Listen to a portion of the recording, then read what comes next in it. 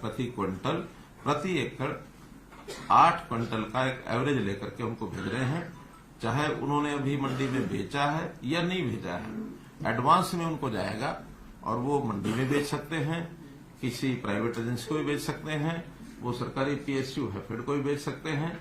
लेकिन अभी एक इंटरिम रिलीफ उनको 1000 रुपया ये दिया जा रहा है। इसका मैं और बटन दबा करके इसका लॉन्च किया है, शुभारंभ किया है। तो मैं जो विषय चला रहा था वो ये कि हमने किसानों के लिए उनकी आय कैसे बढ़े और कैसे उनके खर्चे कम हो, उसके लगातार प्रयत्न किए हैं। और कुछ प्रावधान केंद्र सरकार की ओर से आए भी थे। वो एक चैप्टर ऐसा है जो आपको पता है, हमको पता है कि कैसे मार्केटिंग में लोगों को सुविधाजनक तरीके से अपने फसल को बेचने के लिए जो कुछ बंधन बने हुए हैं उनको हटा करके और मौका मिले सबको, ज्यादा ज्यादा लोग खरीदा आए, ज्यादा ज्यादा मंडियों में नई मंडियां भी खुले, उनके रेट्स कंपटीशन में आकर के और उसकी डिमांड बढ़े, कुछ प्राइवेट प्लेयर्स उसमें आए। लेकिन वो दुर्भाग्य से 3 कानून वाला जो विषय था उसमें कई चीजें थी और किसान हित में थी लेकिन नहीं हो पाई। ठीक है, वो प्रधानमंत्री जी ने स्वयं कहा कि हम शायद उनको समझाने में कामयाब नहीं हुए।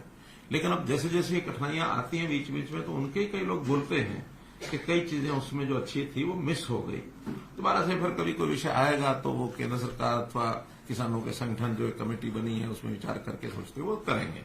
लेकिन उसके बाद जैसा पहला विषय कि केंद्र सरकार ने जिस प्रकार से हर वर्ष एमएसपी को बढ़ाया है और पिछले 8-9 वर्षों में केंद्र सरकार को 9 वर्ष हो गए चलते हुए, तो इन 9 वर्षों में कितना बड़ा परिवर्तन आया है उसके मैं आपको कुछ उदाहरण बताता हूं। धान जो है 1360 और 1402 उसकी वैरायटीज हैं। आज उसका रेट 2200 रुपया के लगभग ये है, 800 रुपए के 803 रुपए की वृद्धि उसमें हुई है। ऐसी ज्वार जो है वो 1530 और 50 के 2 वैरायटी हैं, उसमें भी लगभग 3200 रुपया, 1650 रुपया उसके अंदर बढ़ा करके, और ये अब जो 23-24 की जो अनाउंसमेंट हुई है, जो घोषणा हुई है। बाजरा जो से 1250 रुपया था, एकदम डबल, वो 2500 रुपया होने जा रहा है इस वर्ष का जो बाजरा है। रागी है 1550 से ये 3846, इसमें तो 150% वृद्धि हुई है। अरहर 4350 से 7000 रुपया, मूंग 4600 से 8500 रुपया, सूरजमुखी 3750 से 6760 रुपया, तिल 4600 से 8600 रुपया। ऐसे ही कपास भी लगभग 2900 रुपए की वृद्धि इसमें भी हुई है, जो 2 वैरायटी है 3750 और 4050। मेरा कहना है कि हर एक चीज में इस प्रकार की वृद्धि पहले कभी नहीं हुई जितनी वृद्धि अब की जा रही है। इसमें एक बात स्पष्ट करना जरूरी है कि 2 फसलें तो ऐसी हैं जो केंद्र सरकार एफसीआई के माध्यम से खरीदी जाती हैं, वो है धान और गेहूं। कपास जो है वो सीसीआई खरीदती है और बाकी चीजें हैफेड के द्वारा हम स्टेट में खरीदते हैं, नेफेड के द्वारा केंद्र सरकार खरीदती है। आवश्यकता अनुसार जितनी आवश्यकता होती है वो खरीदी जाती है। और जब भी कोई चीज खरीदने में हमको कठिनाई आती है, और वो कठिनाई का एक विषय मैं सबको आपके माध्यम से सभी को ध्यान करना चाहता हूं कि कई बार स्टेट को स्टेट ही खरीदती है, सेंटर नहीं खरीदता है, तो उसमें कठिनाई है। आसपास की स्टेट्स में रेट बहुत कम होता है, हम उसको रेट बढ़ा करके लेते हैं, तो जो आसपास की स्टेट्स का प्रोडक्ट है किसानों का, वो स्मगलिंग होकर के यहां आना शुरू होता है। हमने ये कठिनाई बाजरे में जब शुरू में ध्यान में आया, तो पहले वर्ष में हमको बाजरा जब सारा खरीदा और एमएसपी पर खरीदा, तो किसानों के माध्यम से जो उनके रिश्तेदार होते हैं या व्यापारियों के माध्यम से, आढ़तियों के माध्यम से कोई ना कोई रास्ता निकाल करके और हरियाणा की मंडियों में वो सामान आके बिकने लगा। अब वहां तो 1200 रुपए का रेट, हम उसको 1900 या 2000 में खरीद रहे हैं, तो हमको लगभग उसका उस साल में 1000 करोड़ रुपया नुकसान हुआ जिन एजेंसीज ने खरीदा। हमने उसमें से फिर रास्ता ही निकाला कि हमारे पास एक मेरी फसल मेरा ब्यौरा में रजिस्टर्ड जो डाटा है किसानों का कि उन्होंने ये भरा है, और भरने के बाद फिर उनको अगर हम पूरा खरीदेंगे तो वो कई प्रकार के विवाद आएंगे, सारी एजेंसियां आएगी, लेकिन रिकॉर्ड के हिसाब से उनको पर एकड़ पैसा जितना लॉस होता है वो लॉस हम देते हैं। बाजरा पहले साल 600 या 650 था, 650 पहले साल था, उससे पहले साल पूरा खरीदा, लेकिन अगले साल 650, उसके बाद 400 रुपये, रेट थोड़ा ठीक हो गया, 400 रुपये भी बल्कि 450, बल्कि लास्ट में तो जो 450 दे करके जो बाजार में बिका वो एमएसपी से भी ज्यादा हो गया। बहुत लोग तो थोड़ा सा रोक के चलते हो, फिर काफी रेट आगे भी बढ़ता है। प्रारंभ में रेट कम होता है मंडियों में, बाद में कंपटीशन आ गया या जब अवेलेबिलिटी कम होती है, सरकार की एजेंसियां भी उसमें जाती हैं तो रेट बढ़ते हैं। तो इसलिए कई बार एमएसपी देने के बाद भी और ज्यादा लाभ भी किसान को हुआ है। अब हम तो केवल इसका गैप है, भावांतर का मतलब ये कि भाव का जो अंतर है, और वो कोई एक फिक्स नहीं हो सकता, उसमें कई बार तो अनुमान से ही निर्णय करना पड़ता है। ये सारा 2 वर्ष किया है। इस बार यही स्थिति आई है सूरजमुखी में। सूरजमुखी का जब हमने 1000 रुपया सोचा था, घोषणा थोड़ी लेट की, लेकिन जब सोचा था उस समय मार्केट में रेट 46-48 रुपया चल रहा था। अचानक जो इंपोर्ट ड्यूटी खत्म की पाम ऑयल के ऊपर, तो रेट एकदम डाउन आ गए। सरसों के रेट डाउन आए, सूरजमुखी भी डाउन आए। तो वो 1000 तो मैंने घोषणा किया, और वो भी हमने उसमें लिखा था कि इंटरिम एक प्रकार से सब्सिडी है, सब्सिडी नहीं, भावांतर भरपाई है। हम इसका विचार करके रेट को देखेंगे, और रेट फ्लक्चुएट होते रहते हैं, उस रेट के हिसाब से इसको आगे जो बढ़ाना होगा बढ़ाएंगे। रेट ज्यादा कम आया तो हैफेड की तरफ से एक प्रस्ताव आया कि हम इसको खरीद सकते हैं, क्योंकि हैफेड कमर्शियल परचेज करती है। तो मैंने कहा ठीक है, आप खरीद सकते हैं, तो मैक्सिमम रेट जितना आप मार्केट में कम्पीट करने के लिए खरीद सकते हैं आप खरीदिए। उन्होंने सोचा कि 4800 रुपये हमारा कंपटीशन आ जाएगा, 4800 खरीदेंगे, 4800 और 1058 बनता है। लेकिन मेरा मानना ऐसा है, हमारे सबका जो टीम के रूप में बैठे, कि ये रेट 4800 से ऊपर जाएगा। कल ही शहबाद में 4850 बिका। जो ढेरियां 4800 रुपये खरीद रहे थे हैफेड के लोग, उनको नहीं मिली, बल्कि बाहर व्यापारी ने 4850 खरीदी। अब वो 4850 खरीदेगा, स्वाभाविक है हैफेड जो खरीदना होगा तो 4900 में जाएगा। तो इस कंपटीशन में हमको लगता है कि रेट 5500 तक भी जाएगा। अगर ये 5500 जाता है, 1000 रुपया मानो उनको हम, तो 65 हो जाता है, 64 की बजाय 65 ही हो जाता है। तो इसलिए हम चाहते हैं कि ये रेट 6400 के आसपास उनको मिले किसानों को। लेकिन आज निर्णय एकदम करने से बाजार रेट में कई बार कठिनाई आती है। हम इसके ऊपर नजर रखे हुए हैं, और बहुत जल्दी जैसे रेट्स तय हो जाएंगे तो उस समय हम रिवाइज भी कर सकते हैं। क्या भावांतर भरपाई, और रेट तो मार्केट ने अपने आप करना, उसमें हमारा रोल ज्यादा नहीं है। हाँ, हैफेड उसको खरीदने में अपने जितनी क्वांटिटी उनको चाहिए वो खरीदने में आगे बढ़ेगी। हैफेड से जब हमारी बात हुई तो उन्होंने कहा कि हम लास्ट डे तक भी मार्केट में रहेंगे। किसी का भी किसी को शक ये हो कि शायद हम बीच में छोड़ के जाएंगे, हम खरीदने के लिए अपनी क्वांटिटी में 4800 तो आज खरीदना है। अगर कम मिलेगा हमें तो हम अपने रेट को, यानी अपनी क्वांटिटी को पूरा करने के लिए इस रेट को जहां तक भी हमको मिलेगा वहां तक हम लेकर के जाएंगे। स्वाभाविक है, जब मार्केट में रेट बढ़ता तो हैफेड को भी उसमें उसके अंदर एक कंपटीशन में इजीनेस हो जाती है, क्योंकि मार्केट उन्होंने बेचना है। उनका अपना सामान जो है, चाहे वो तेल निकालेंगे उसका, चाहे उसमें घी बना के बेचेंगे, वो मार्केट में बिकता, मार्केट के रेट के हिसाब से बिकता। तो इस नाते से मैं इतना ही उसमें अश्योर कर सकता हूं कि हम इसमें जो एमएसपी है वहां तक रेट ले जाने के लिए हमारा पूरा प्रयत्न है। लेकिन आज इस समय में कोई बात कहना वो हमारे लिए दोनों तरफ से हमको लगता है कि उचित नहीं है। हाँ, इसके ऊपर कुछ राजनीति करने वाले लोग राजनीति करते हैं, कुछ दबाव डालने के लिए भी संगठन लगे रहते हैं कि जो करना आज ही करो, जो करना आज ही करो। हम उनको समझाते हैं, और कभी कभी तुमको समझ में आती है। जैसे हमारे जो संगठन जिन्होंने इसका मांग की थी, तो पहले दिन तो यही बात आई थी कि ठीक है, आप हैफेड को उतार दीजिए, 1000 रुपये आपने दे दिया, आप हैफेड को उतार दीजिए, रेट हमारा बढ़ जाएगा, बाकी ठीक हो जाएगा। हमने बात मान ली, लेकिन जब मान ली तो फिर कह दिए नहीं, पहले पूरा घोषणा करो। तो घोषणा करने का जब भावांतर भरपाई दी जाती तो घोषणा हम नहीं कर सकते, इस नाते से उस काम को किया। अब एक सज्जन तो हमारे, अब राजनीति कहूंगा, अपने इस्तीफे का भी बयान कर गए। मैं सोच रहा था कि भी वो कोई इस्तीफा उनका, क्योंकि as chairman of sugar cane जो बोर्ड है, उस नाते से इस्तीफा मेरे पास आना चाहिए या सरकार में किसी को मिलना चाहिए। वो हम ढूंढ ही रहे हैं, कहीं इस्तीफा हमें मिला नहीं है, कहाँ है। देखिए, आएगा तो उसके बाद फिर उनसे बात करेंगे ना। अब तक इस्तीफा आया नहीं सर, ना किसी के पास, हमारे पास सरकार में किसी में मंत्री नहीं, वो तो देखिए सामने वाला क्या सोच के ये कह रहा है, ये उसकी अपनी बात है। इस्तीफा आएगा तो बात करेंगे, हमारे पास कोई इस्तीफा आया नहीं है। दोनों क्यों नहीं? अब यही मैं आपको बता रहा हूँ कि आप पूछोगे कहाँ गया इस्तीफा। मुख्यमंत्री को आप टोल टैक्स में चेक कराओ। मेरे पास कोई इस्तीफा नहीं है। गठबंधन के तौर पर देखना चाह रहे हो इस्तीफे को? रास्ते में टोल टैक्स पर रुक गया किसी जहाँ भी। अच्छा, अभी आप कुछ और कह रहे हैं ना? नहीं, अभी तो मैं कहने वाला हूँ। तो मेरा बीच में कहीं शुरू हो गया। मैं बहुत कहने वाला हूँ। नहीं, मैं तो विषय भी आपको केवल भावांतर और भरपाई का वो रखा है। और जो मुझे समाचार मिल रहा है कि आज यानी सूरजमुखी जो हम तो आज भी 48,58 तो सुनिश्चित हो ही गया ना। गैप तो यही रह गया कि और कैसे बढ़ाएं उसको। पंजाब में इस समय भी जो रेट चल रहा है सूरजमुखी का 4,000 और 4,200 चल रहा है। अभी हमको दूसरा भी इसमें खतरा लगता है कि 4,000, 4,200, 4,800 तो इसलिए वो ले आएंगे कि जरूर उनके कुछ साथी जो हैं वहां से खरीद के 4,800 में यहां बेचने की कोशिश करेंगे। हालांकि हैफेड ने भी वो कंडीशन तो लगाई है कि जिसका रजिस्ट्रेशन होगा उसी का खरीदेंगे। लेकिन इस सेल परचेज में सरकार का रोल नहीं होता। वहां आड़ती भी, व्यापारी भी, उनके साथी भी, पंजाब के कई चीजें चलती हैं। तो वो विषय हैफेड का है, हमारा इतना नहीं है। हैफेड ने कम्पीट करना है बाजार में।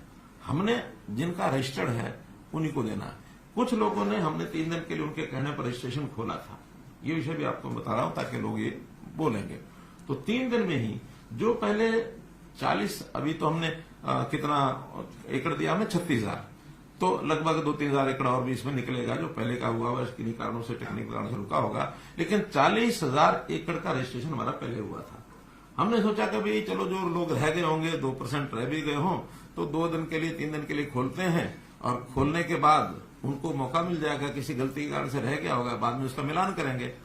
लेकिन उन्हीं 3 दिनों में कितना 16,000, 17,000 एकड़ और एडिशनल लोगों ने रजिस्टर कर दिया। और उसमें से ऐसे खेतों का भी रजिस्टर कर दिया जहां पहले गेहूं बोया हुआ था।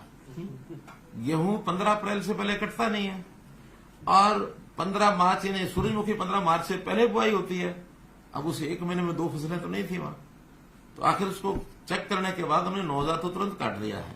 6,000 की भी वेरिफिकेशन चल रही है।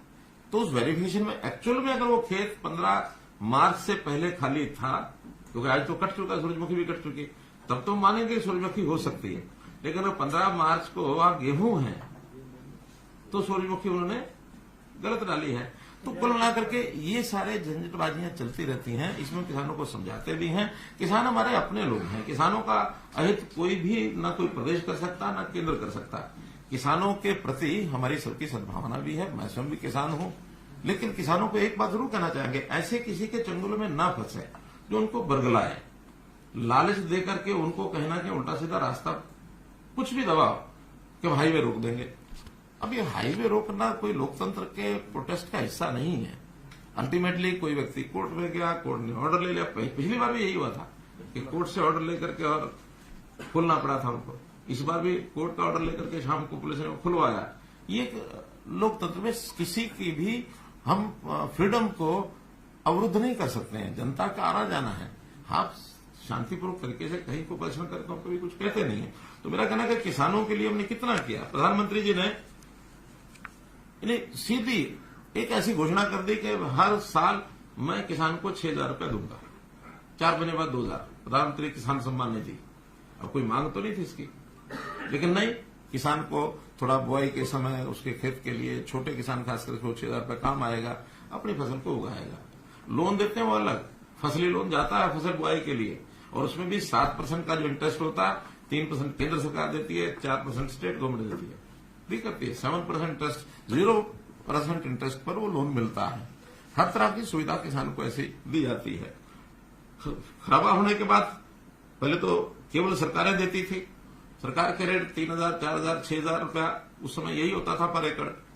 हमने आने के बाद उसको 15,000 रुपया किया, और साथ में प्रधानमंत्री फसल बीमा योजना में भी बहुत बड़ा एक प्रोग्राम जो है वो देश में चला कि आप थोड़ा सा प्रीमियम बना दीजिए उस कंपनी को यानी उसका परसेंटेज के हिसाब से शायद कितने परसेंट हम कितना देते हैं, 80%, 10 या 20% किसान को देना होता है, 80% केंद्र सरकार और हरियाणा सरकार देती है। प्रीमियम का भी बहुत कम नॉमिनल प्रीमियम 500 रुपया एकड़ समथिंग है। तो ये पैसा किसान दे दे तो इंश्योरेंस हो जाता है, और इंश्योरेंस में रेट भी उसके ज्यादा है, उसकी कवरेज जो है लॉस की उसमें ज्यादा है। तो इस नाते से वो भी बहुत बड़ा किसानों को राहत मिलती है।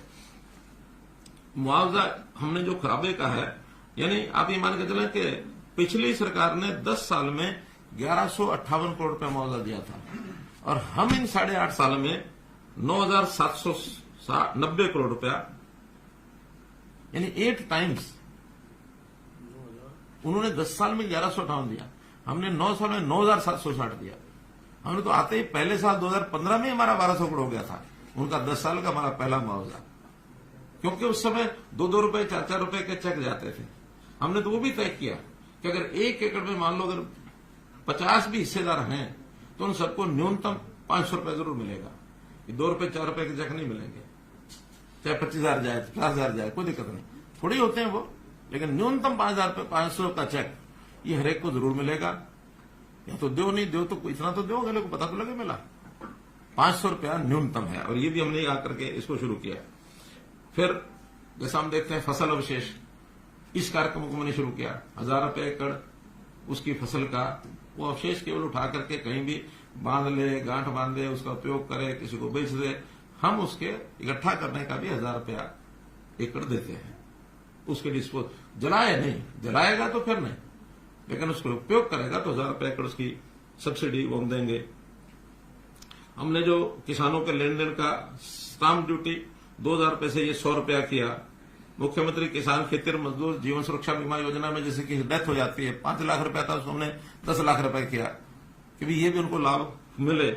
इसी प्रकार जो धान और कपास की जो मार्केट फीस 2% होती थी, उसको हमने 0.5% किया। हालांकि इसका किसान को इतना लाभ नहीं जितना व्यापारी को लाभ होता है, जो खरीदार होता है, क्योंकि खरीदार को देना होता है। फिर भी किसान को इनडायरेक्टली उसका एक लाभ तो होता है ना कि हाँ, खरीदार जो है आसानी से खरीदता है, उसको 1.5% कम होता है तो इसका रेट बढ़ाएगा। तो रेट तो अल्टीमेटली मार्केट रेट का, जो कहीं भी कोई खर्चा कम होता तो अल्टीमेटली जो सेलर होता है उसका रेट बढ़ता है, तो उसका भी किसान को लाभ होता है। ऐसे ही हमने बहुत सी ऐसी योजनाएं, सोलर पंप का मामला है, फिर भावांतर भरपाई मैंने आपको बता ही दिया है। एमएसपी भी, जहां कहीं हमको इसमें खतरा नहीं होता कि पड़ोस के प्रदेशों से कुछ स्मगलिंग होती है, उसकी एमएसपी पर हम खरीद करते भी हैं, ऐसा नहीं कि नहीं।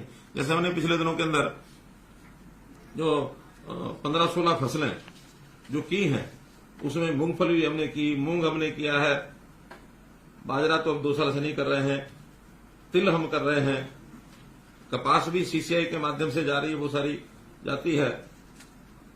सूरजमुखी का पहली बार हमने ये भावांतर किया, वरना ये भी पहले, और कभी सूरजमुखी बिकती नहीं, सरकार नहीं खरीदती थी, पिछले 5 साल से खरीदी जा रही है। विधान में है कि 1 साल आवाज उठी थी, मैं स्वयं शाहबाद मंडी में गया था, और मंडी में जाकर देखा कि सूरजमुखी जो है वो बरसात भी आई हुई थी उस दिन, तो बिखरी पड़ी है और वहां खरीदार कोई नहीं है। हमने कहा उस साल 25% खरीदी थी, अगले साल 50% खरीदी, तीसरे साल 100% खरीदी।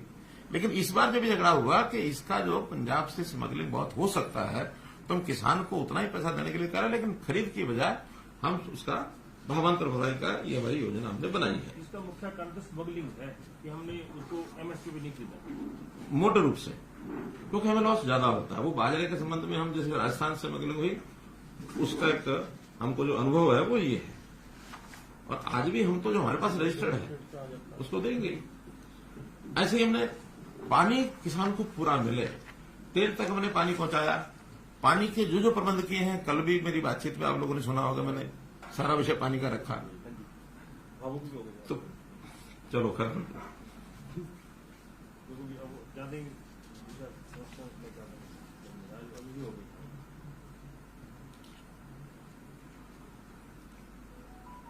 पानी स्टोरेज एक बहुत बड़ा विषय है।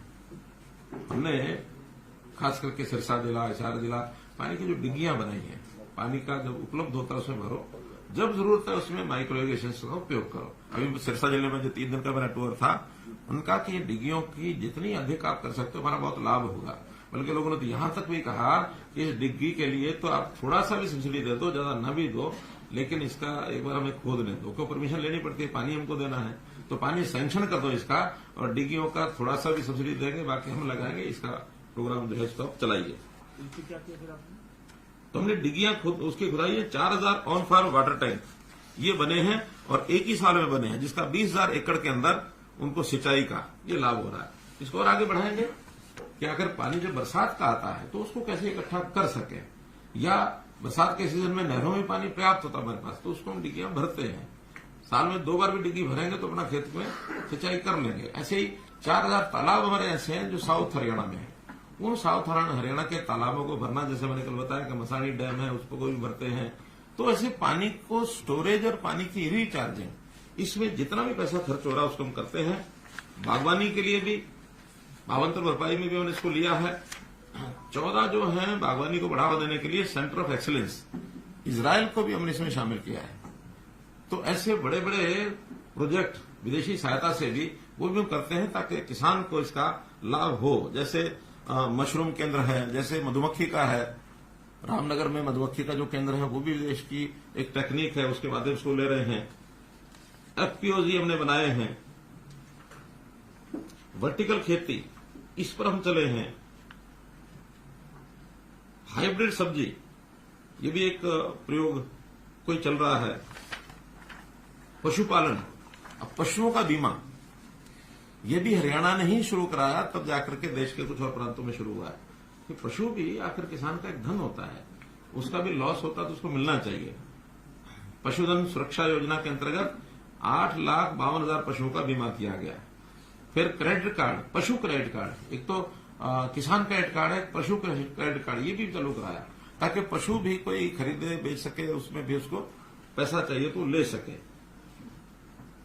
देसी गायों की जो डेयरी का भी हम जो सब्सिडी देते हैं वो भी 83 करोड़ रुपया जा चुका है। दूध का 5 रुपए किलो लीटर का ये भी पशुपालकों को इसका भी हम लाभ देते हैं। प्रगतिशील किसान उनकी सम्मान योजना और नए प्रगतिशील किसान कैसे बने उनकी ट्रेनिंग का ये पैसा भी हम अलग से इन सबको देते हैं। कुल मिलाकर के जितनी भी योजनाएं हैं, ये चाहे हमारी सिंचाई की योजनाएं हैं, इन सिंचाई की योजनाओं में भी कुल अभी तक पिछले 5 साल में जो हम अनुदान और जो इन योजनाओं को सरल बनाने के लिए हमने जो खर्च किया है 6 और 3 9 और 5 14 और लगभग 1500 करोड़ रुपया इस पर अभी हम खर्च कर चुके हैं 5 साल में नहरों के सिस्टम को ठीक करने के लिए।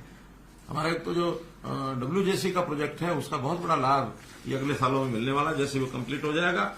और इसी प्रकार जो खेती के लिए जितनी मैंने योजनाएं बताई हैं उसमें किसान सम्मान निधि है, बीमा है, खराबा है, अवशेष जो बचे उनका, जीवन सुरक्षा की जो मैंने बात बताई है, सोलर सब्सिडी जो छोटे पंप हैं 10 BHP वहां तक के जो है 52-53 हजार अभी हम पिछले साल में लगा चुके हैं। हमारा टारगेट 50,000 का था, 53,000 सोलर लगाए हैं। 960 करोड़ रुपया इसमें सब्सिडी दी है। फिर मिकाडा मैंने बताया, कोल्ड स्टोरेज, मधुमक्खी, मशरूम, वर्टिकल खेती, पशुपालन, इन सब पर मिलाकर के पिछले 5 या ये शायद 8 सालों का भी कुछ है, कुछ 5 सालों का दिया है, अलग अलग करके है। तो ये 22, 23, 23,500 करोड़ रुपया केवल सब्सिडी का गया किसानों को। और इस प्रकार से इतनी बड़ी मात्रा में थोड़ा सा डिटेल 23,500 नहीं, इसमें बदली सब्सिडी नहीं है। इसमें किसान सम्मान निधि है 4,300 करोड़, 6,100 करोड़ जो बीमे का अनुदान मिला है लोगों को, नहीं जो फसल बीमा योजना 6100 करोड़ रुपए मिला है। 6200 मिलके सरकार ने जो खराबे का दिया वो 9,760, तो कुल मिला के 9, 6, 15 और 4, 19, 20 तो यही है। बाकी लगभग 2,500 करोड़ रुपया बाकी छोटे छोटे और जो आइटम्स हैं जिसमें भावांतर भरपाई योजना ही 900 करोड़ रुपया तो जा चुका है। बाजरा और ये जो आज हमने 29-30 करोड़ मैंने जोड़ा, 29 करोड़ 13 लाख है, तो ये कुल मिला के 900 करोड़ रुपया ये गया है। तो ऐसा किसान के हित में जब भी कोई बात आती है, ऐसा ही नहीं हम कहते कि किसान हमारा अन्नदाता, वो है, लेकिन मेरा फिर वही कहना है कि किसानों को भी हम अपील करना चाहते हैं कि ऐसे जो किसान संगठन एक राजनीति के तौर पर चीजों को आगे बढ़ाकर करते हैं और प्रेशर जो होता है उस प्रेशर से कोई लाभ होता नहीं है। जो हमने किसान को देना वो देना ही है। और एक किसान के प्रति हमारे मन में जो एक भाव है, उसके प्रति सम्मान का भाव, आदर का भाव, सहानुभूति का भाव सब है। क्योंकि छोटा किसान है, छोटे किसान को तो बहुत संकट होता है। 1 एकड़ 2 एकड़ वाला तो परिवार के सिस्टम को चला ही नहीं सकता है। बड़ा किसान फिर भी अपने सिस्टम को चला लेता है। तो इसलिए ये जो चीजें की गई हैं, और पिछले कुछ दिनों से चर्चा थी, मुझे लगा कि इस विषय को आपके माध्यम से मैं जरूर बताना चाहूंगा। तो इस संबंध में आपको कोई बात लगती है, कोई सुझाव देने की, कुछ प्रश्न करने की, तो आपने काम गिनाए हैं किसानों के लिए, क्या आपको लग नहीं रहा है कि ये जो बातें आप बता रहे हैं